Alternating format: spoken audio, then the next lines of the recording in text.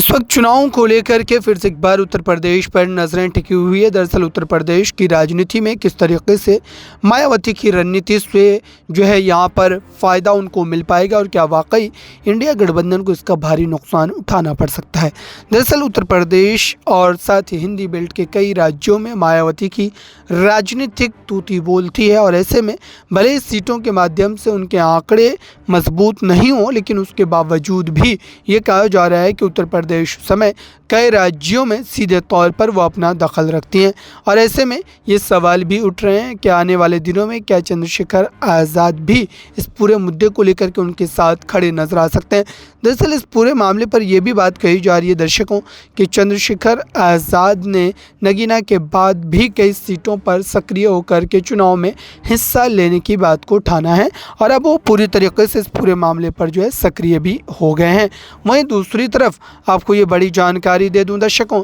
इस वक्त जिस ढंग से देखा जा रहा है कि उत्तर प्रदेश में मायावती का कोर वोट बैंक उनके साथ खड़ा नजर आता है और उस कोर वोट बैंक की अगर हम बात करें तो ये साफ तौर पर माना जा रहा है कि आने वाले दिनों में इस पूरे मामले को लेकर के सियासी सूरत हाल और भी ज़्यादा बदलती हुई नजर आ सकती है। फिलहाल आपको ये बता दें दर्शकों कि उत्तर प्रदेश की कई सीटों पर मायावती और चंद्रशेखर भले ही गठबंधन में ना हो, लेकिन उसके बावजूद भी दोनों के बीच एक तरीके के तालमेल जो है वो नजर आते हैं। जैसा कि नगीना सीट को लेकर के कई बार ये दावे किए गए कि उस सीट पर चंद्रशेखर आज़ाद के खिलाफ जानबूझ करके मायावती ने कोई प्रत्याशी मजबूत नहीं उतारा था ताकि उनकी जीत सुनिश्चित हो सके। हालांकि नतीजे आने बाकी है, लेकिन उसके बावजूद भी इस बात की चर्चा काफ़ी ज़्यादा होने लगी है। क्या वाकई उत्तर प्रदेश की राजनीति में अब मायावती और चंद्रशेखर आज़ाद के बीच राजनीतिक खिचड़ी बननी शुरू हो गई है? फिलहाल पूरे मामले को लेकर के आपकी राय क्या है, कमेंट बॉक्स में ज़रूर बताएं। जुड़े रहें नेक्स्ट 9 न्यूज़ के साथ।